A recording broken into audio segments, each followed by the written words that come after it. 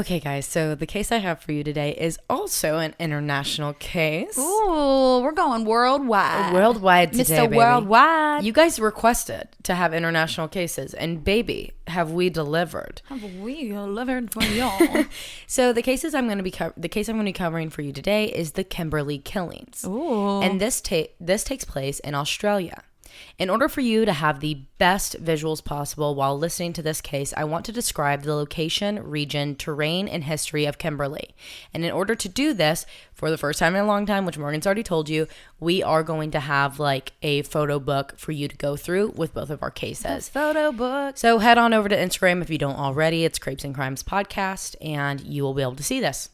So if you are looking at the continent that is Australia, it kind of looks like a kidney bean that has been smushed in a way. You know what I mean? I see it. Yes. But Australia is actually divided into 3 regions and 6 states. So I'm going to be listing these from left to right as if you were looking at a map. On the far left is the state of Western Australia, which takes up 1/3 of the entire country. Down the center, there are 2 states. Down the center.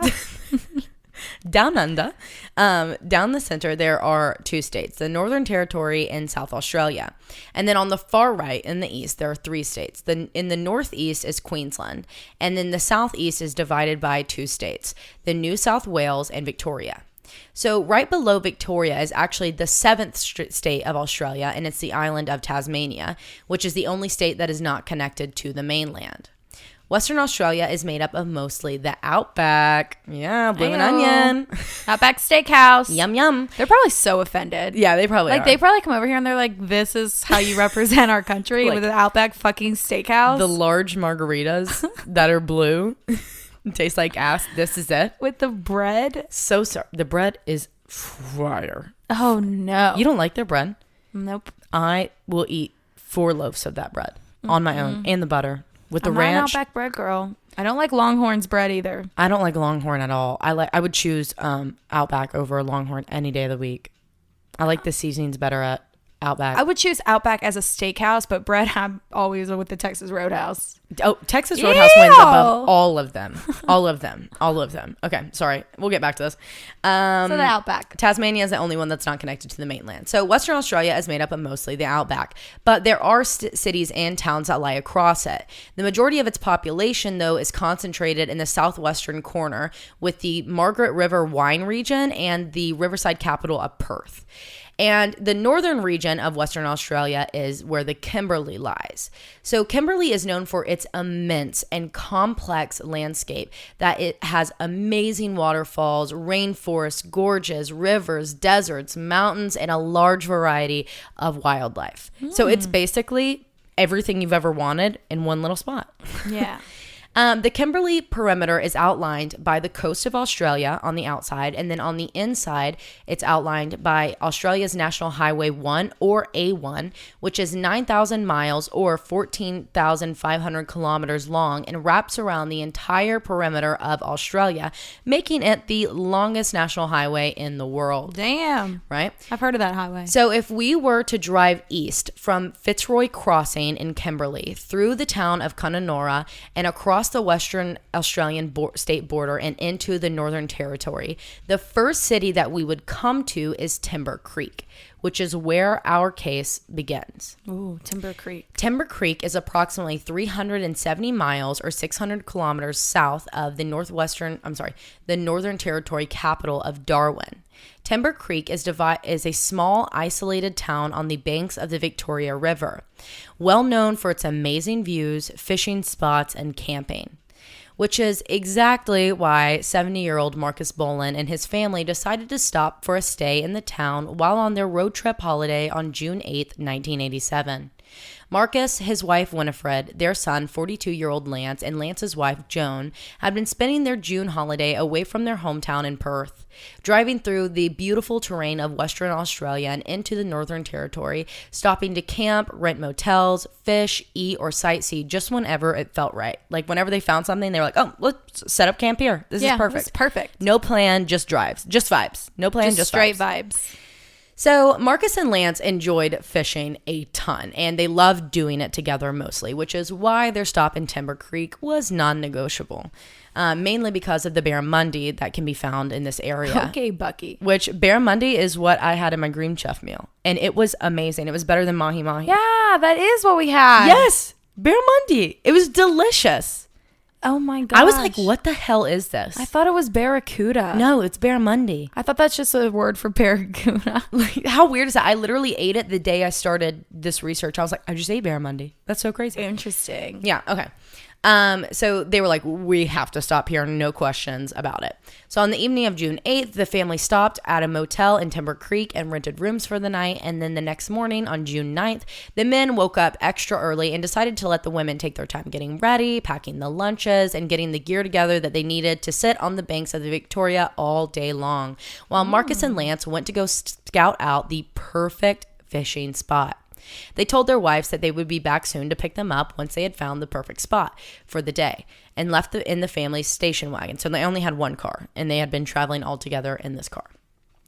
The two drove west towards a stretch of the highway that runs directly beside the Victoria banks, where they found a dirt road that was made by fishermen and campers. So they turned off of the highway, drove through the brush, and headed straight for the open river banks. Finally, when they had come across the perfect spot, which was approximately 5.5 miles or 9 kilometers away from their motel, they pulled off the car on the dirt road and got out to have a look. After looking around, the men headed back to their car, walking beside each other, when out of nowhere, a man rushes towards them with a rifle, screaming for Marcus and Lance to lay face down in the dirt and sand beside their car. Oh my God. Marcus and Lance did as the man said. However, this was not a robbery. This was a hunt. The man shot 70-year-old Marcus and then his son, 42-year-old Lance, execution style beside their car as they were laying face down in the dirt. Holy shit. Before stripping their bodies of all of their clothing and belongings, dragging their bodies from the trail to the high tide mark at the riverbank, where the killer quickly dug 2 shallow graves and buried the men. The killer then placed the men's clothes and belongings into the family's car and drove the station wagon a mile down the trail, where he set it on fire, fleeing the scene. Meanwhile, hours had gone by since the men had left their wives saying that they'd be back in an hour. And the woman grew worried when it started nearing sunset, because at first they're like, maybe they just found a perfect spot. They had their fishing gear and they're like, we're just going to do it right now and go back and get them whenever it stops biting. So at first they were kind of, brushing it off. But then they're like, it's getting dark. They wouldn't leave us all day like this without a car. They should be back by now. Right. So then they started worrying okay, maybe one of them fell in the river and the other one tried to help them. Happened. Yeah, something bad had happened. But either way, they were like, we have to call the police. So they called the Timber Creek police station and reported them missing. Police immediately went out and searched all of the local known fishing spots, but before they knew it, the sun was going down and there was no sign of the men. Winifred and Joan were up, worried all night about the men, just reminding themselves that, if they got lost, at least they have their car. As soon as the sun rose on June 10th, police ramped up their search efforts for the men, and quickly they came across the family's burnt station wagon. Oh my God. Realizing the amount of danger the men must be in, investigators searched the area extensively with all of their land, air, and water resources, following the tire tracks that led them to where the station wagon had been originally parked. And then they could see drag marks speckled with blood, which led them to the 2 shallow graves on the riverbank, revealing the men that had been shot to death. Immediately, the area was shut down, blocking off all roads in and out, and breaking the horrific news to the women. Winifred and Joan were beside themselves. I couldn't imagine. They were just enjoying a family holiday, waiting on the men to choose a fishing spot. Why would this happen? Who would do this to Lance and Marcus? Which is exactly what police were wondering. Meanwhile, investigators at the scene were trying to piece together a timeline or a series of events, calling in reinforcement teams from Darwin. Beside where the car had originally been parked, investigators found 2 large stains on the dirt and sand, which forensic testing proved to be blood from both Marcus and Lance, therefore proving to investigators that this is where the murders took place. Next, investigators followed the blood-stained drag marks to the shallow graves, carefully examining each and every inch of the ground, searching for any piece of physical evidence that would lead them to the killer. And it was obvious that Marcus and Lance's killer... Oh my God, sorry, I'm You okay? No. I don't know what just happened. It felt like my throat was closing up. We're fine now. That was just kind of scary. Suffocated by a ghost? I don't know. It felt like it. Is Men in Black in here right now? Everybody get out. Get out. Everybody get out. Where are you? Okay, sorry. So it was obvious to investigators that Marcus and Lance's killer had worked extremely hard to clean up the scene, as there seemed to be not a single trace of evidence left behind until investigators found one single cartridge along the drag marks that seemed to have fallen out of the killer's pocket when he was dragging the bodies. It was obvious that he had dug up both of the bullets from the ground that were used to kill Marcus and Lance. Next, beside the graves, investigators discovered one singular boot print that had not been smudged away like the others. Investigators took both of these and logged them into evidence, and once Marcus and Lance's autopsies reports came back, the cartridge was the same that was used to kill them, confirming that it had come from a high-powered rifle. It was clear that the men were, this was a surprise attack on the men, and they were being hunted by this killer. But was this completely random, or was it a planned attack? Marcus Boland was a prominent man in Perth, serving as a former deputy mayor for Fremantle, which could potentially leave him with enemies. However, the family was well respected and loved by their community, and this just doesn't sound likely that the family would have been followed their entire vacation that had already been a week long at this point, all the way to Timber Creek, and Timber Creek was one of the last stops before they were heading home to Perth. At this point, the entire small town of Timber Creek was shaken up. This media had taken the story nationwide at this point, and police were able to use this to their advantage, issuing warnings to anyone camping or planning on making a trip to this area. It was so desolate and isolated that any and everyone could be in danger, with a crazed gunman on the loose. Oh my God. Asking for any tips and leads to be sent in, and everyone to be on the lookout for any sort of suspicious activity. Upon hearing this, someone in the area had remembered seeing a suspicious white car, possibly a Toyota 4Runner, driving around that day, and the person sent in the tip. But that doesn't really mean much because people drive down this highway all the time, especially in June. So just 6 days after Marcus and Lance's murder, police in Western Australia Kimberley region's town of Wyndham, which is just west of Canonora, received a frantic phone call from a man. That morning, the man's friends, 26-year-old Phillip Walkmeyer, his fiancée, 25-year-old Julie Warren, and their friend, 36-year-old Terry Bolt of Canonora, had not shown up for work after a weekend camping and fishing at the Pentecost River crossing in Kimberley. The man, who had been at the campsite just the day before with another friend, decided to go check in on the trio, fearing that they had ran out of gas or gotten a flat tire.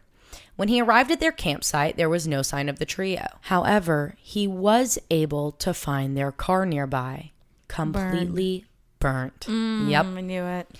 Realizing the similarities between the murders that had just taken place 5 days prior and the trio's abandoned, burnt car, police acted quickly, rushing out to their campsite, taping it off, and shutting down all roads in and out of the area, canvassing all cars and drivers. Teams of investigators were sent up and down the riverbanks searching for any sign of the trio, which is when they quickly discovered the remains of 25-year-old Julie Warren's body floating naked in the river with gunshot wounds. Upon this discovery, a 7-member team of elite Western Australian police officers from the Tactical Response Group, or TRG, which I'm going to be referring them as throughout because I can't say Tactical Response Group 900 times, was assembled and flown from their headquarters in Perth to Canonora, along with an officer from the Forensics Division.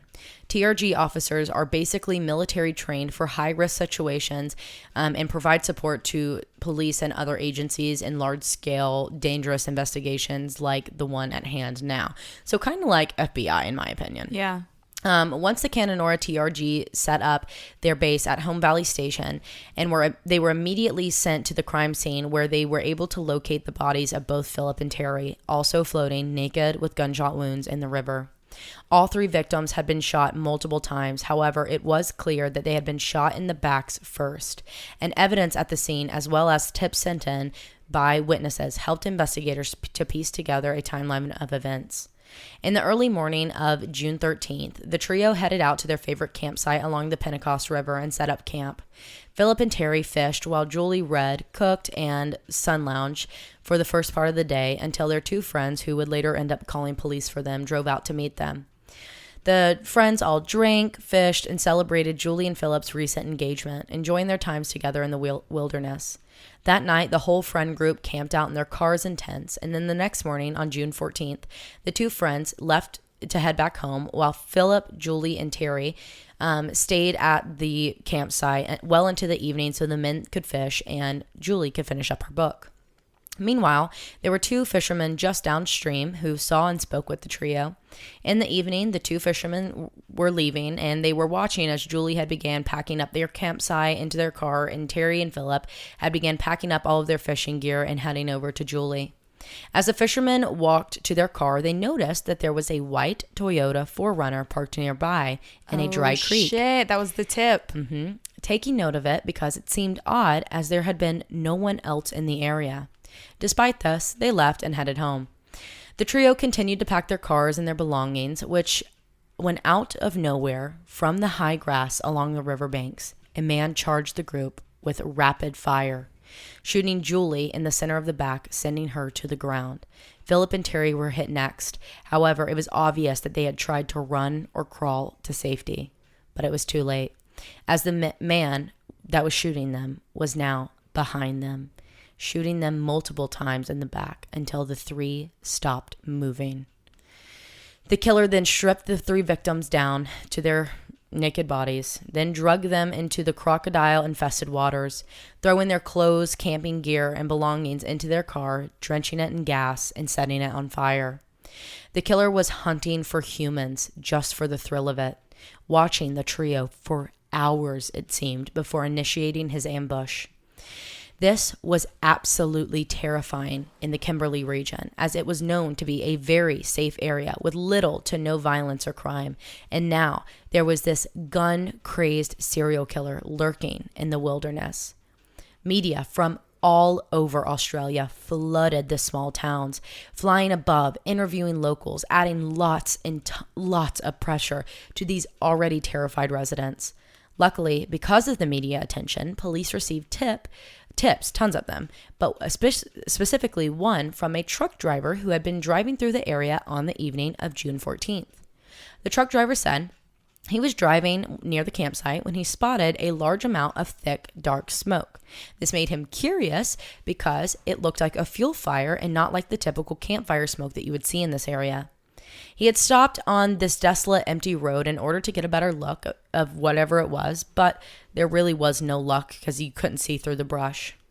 But as he was sitting there, a car came up behind him, barreling, throwing smoke and dirt and whatever behind him.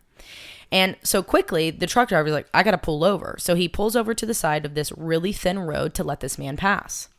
As the trucker was pulling over, he got this feeling in his stomach. Something isn't right. So he decided to pay close attention to the car and its driver. I already know. It was a white Toyota 4Runner with red stripes down the side, a rack on the roof, and Queensland plates. And then he got a good look at the driver, a small man with dark, medium brown, long hair. So, during the detailed search of the crime scene, using metal detectors, like everything that they could, investigators discovered many cartridges and many footprints, or boot prints, should I say. And after testing, it proved that they were the exact same used and worn in the Timber Creek killings. Roadblocks were immediately put into place across Kimberley as investigators searched for this white Toyota. No locals were leaving their homes or on the roads. Therefore, it was easier to keep surveillance. I just lost my spot. So sorry. There we go. Every car that came by was searched. Every driver was interviewed and warned to not be camping in the area, especially after dark. Police searched through all of the surrounding areas looking for any campsites, searching all abandoned structures and buildings or picnic areas. Planes and helicopters flew overhead searching for dust trails indicating that cars would be driving on the back roads in the Kimberley terrain. After studying the tactics used in the murders, the TRG came up with a conclusion that this was the doing of a sniper-trained individual who enjoyed the thrill of ambushing their victims, and that they feared this killer would continue to escalate, possibly targeting larger groups of people. And they began to worry if there was anyone out there that had been murdered that had just not been reported missing. Because, I mean, that is, right. Like, you don't just start killing more than one person, you know? Yeah, you escalate. Mm-hmm. So they're, at this point, they're like, does anybody know anybody that could be camping out in Kimberley at all that you haven't spoken to? Yeah. So they're going to campsites. They're warning people. They're like, get the shit out of here. Because, remember, this is in the 1980s. There's no cell phones. And not to mention, in this area, there's no cell phone reception. Even if you had it, the only thing you can get to go through in that area is the satellite radio. Right. That's it. And that's if they're listening to it. Right. And they're not, because they're out in the wilderness just enjoying their fucking day. Right. You know, not expecting a a gun crazed person to come up Watch on them. it. So this is concerning, obviously, but more so because of the possibility of this escalation, because the annual Fitzroy Crossing Rodeo was scheduled to take place in the coming days. Oh, no. So on June 19th, 1987, an Outback livestock helicopter pilot named Peter Leutenegger was mustering horses in Fitzroy Crossing, preparing for the rodeo that was taking place nearby, which is about 497 miles or 800 kilometers southwest of the campsite where Julie, Terry, and Phillip had been killed. And this is 543 miles or 873 kilometers from Timber Creek where Marcus and Lance were killed. Just to give you guys some, again, go look at the map I'm going to put on there for you guys. So as he's flying above, he spots what looks to be a camouflage car under a tree nearby in a bushland. Because of the searches going on and the fact that this is not far from the location of the annual rodeo that was taking place in that moment, Peter calls this in to police. Very quickly, TRG was dispatched to the area by plane. Once they arrived, an officer got into the helicopter with Peter and flew overhead to get the exact location and details, reporting it back to the base where the TRG team was setting up. As Peter and the officers made their way back to the base via helicopter, the TRG officers created a game plan as how they were going to, basically get a clear view of this car and of any of campers in the areas while keeping themselves and others safe, knowing that it was a complete possibility that this could be a camper or a local or just like a tourist just hanging out in this area. So once this plan was confirmed and approved by all the higher-ups, the TRG moved in, creating a full perimeter around the car of officers on foot.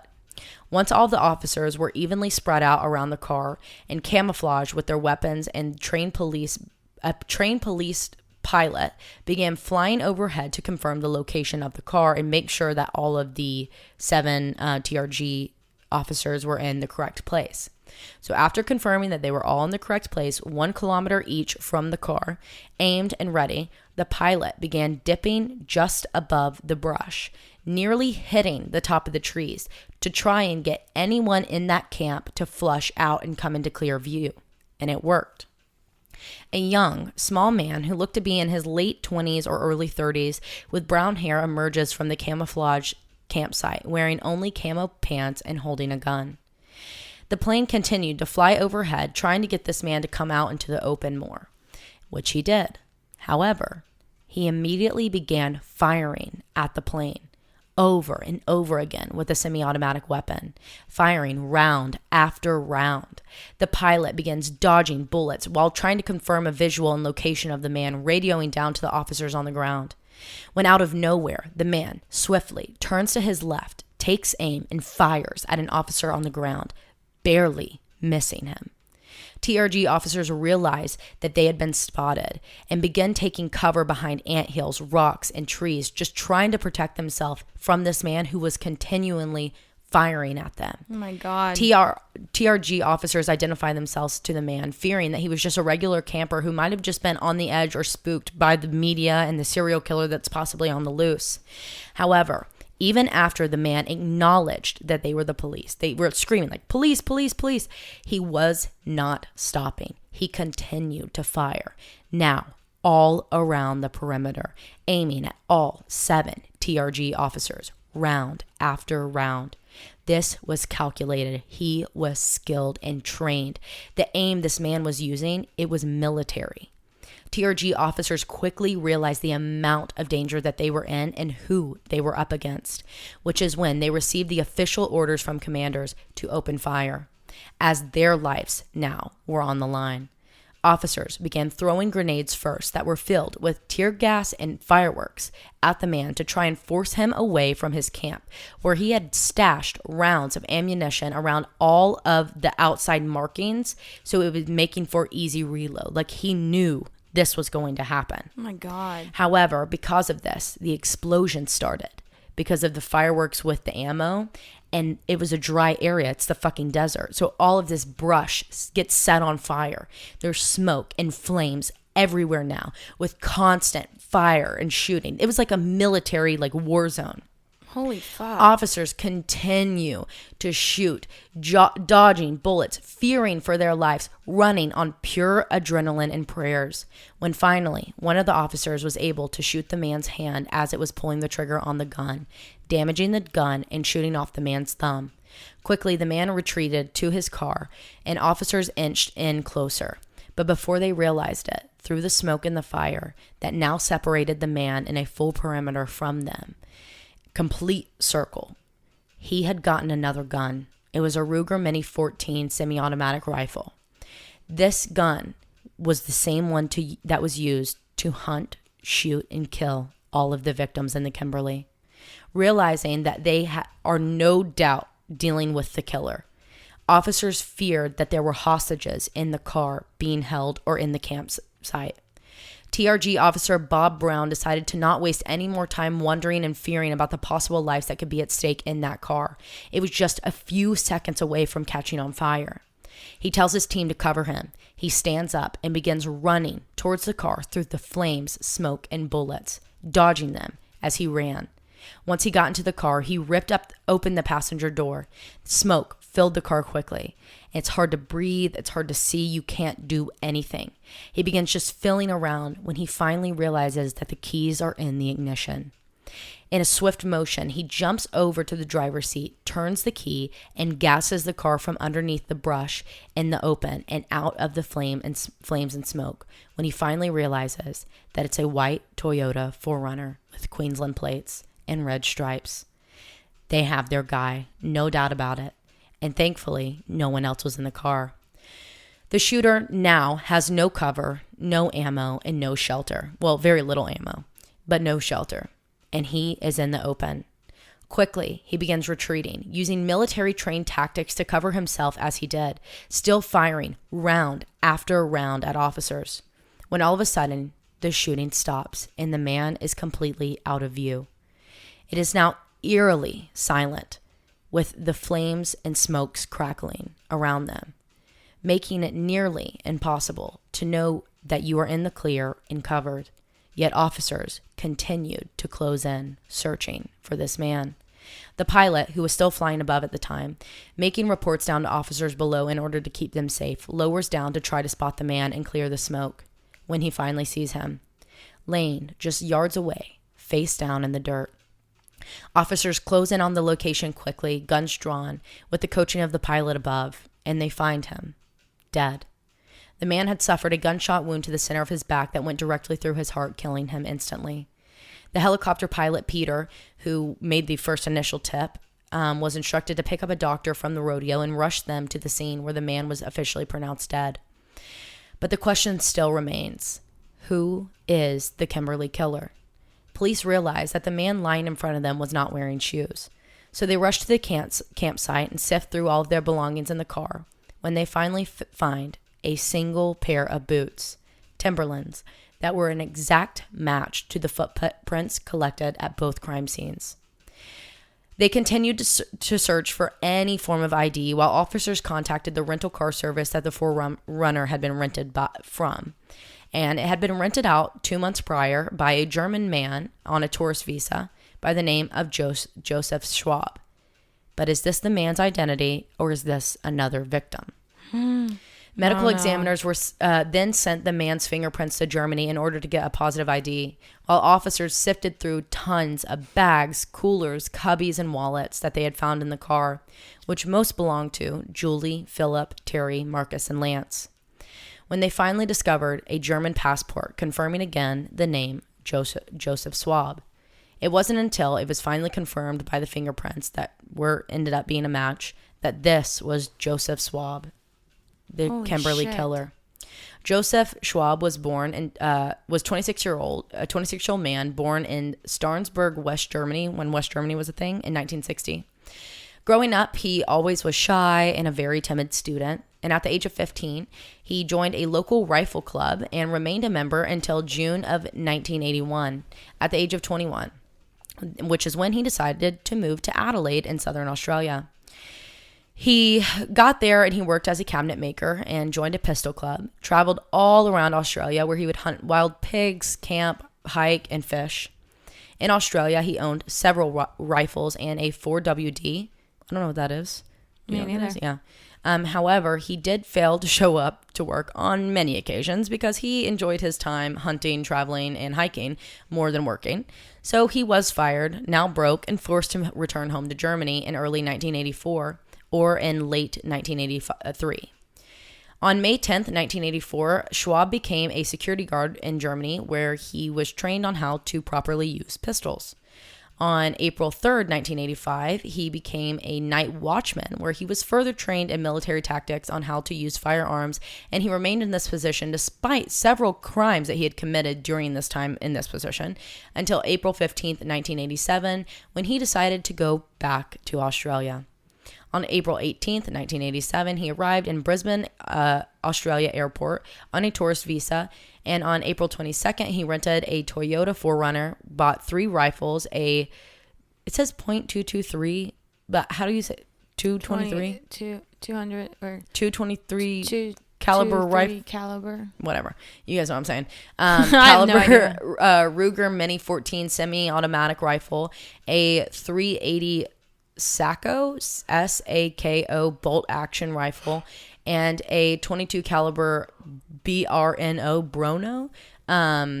Brono, whatever, bolt action rifle, as well as a Winchester 12 gauge pump action shotgun with 3,000 rounds of ammo. Holy shit. He bought all of those guns and 3,000 rounds of ammo. How Holy outrageous shit. is that? Who needs that? So he spent some time near the Diamania, I think that's how you say it, river, on May 6th. And then by May 20th, we know for sure that he was in Darwin, which is literally just above Timber Creek. Schwab hunted for animals, hiked, camped, and practiced his tactics in the wild before deciding to perform them and hunt on humans. But no one knows why he had done this. There were literally no signs. There seemed to be no motive. There was no previous attempts at murder that he had committed. He was known to be obsessed with guns, hunting, and pretty antisocial, which red flag. Right. But he was never a violent person. The photos of him before returning to Australia for the second time do not resemble at all the man that police fatally shot during their shootout that resembled a military battle. He seemed to be well put together, just normal, like literally looked normal. Whereas now he looked like a completely different human, almost unrecognizable by family and friends. His parents, close family and friends were shocked to hear of Schwab's actions. They had no idea of the violent hunter of human lives that this man that they had known and loved for 26 years had become. There was no sign of this beforehand. It was just like a snap. So we will never know why or exactly what pushed Joseph Schwab to become the mass murderer, a serial killer, the Kimberley Killer that took the lives of 5 innocent, kind, well-known, and loved individuals who were just enjoying their holidays and celebrations one day and killed the next? It is a question that continues to haunt the families of 70-year-old Marcus Bullen, 42-year-old Lance Bullen, 25-year-old Julie Warren, 26-year-old Phillip Walkemeyer, and 36-year-old Terry Bolt. And that is the case of the Kimberley Killer.